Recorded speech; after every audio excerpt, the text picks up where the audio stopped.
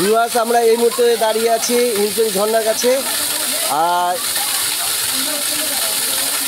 Already আমরা দেখতে পাচ্ছি এখানে অনেক দর্শনার্থী এখানে চলে এসেছে, এই হিমছড়ি এই ঝর্ণাটাকেই দেখার জন্য এসেছে। আমরা দেখছি অনেকে দেখছে, ছবি সেশন করছে।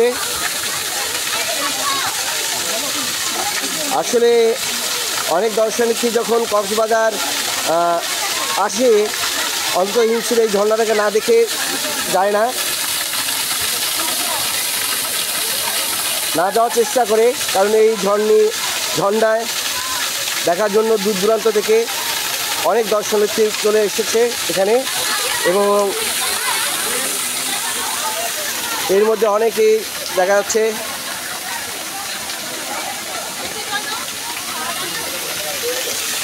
সত্তরকণ্ঠ 24 পক্ষ থেকে আমরা এখন এই মুহূর্তে রয়েছি হিমছড়ি অর্থাৎ ঝর্ণা পয়েন্টে।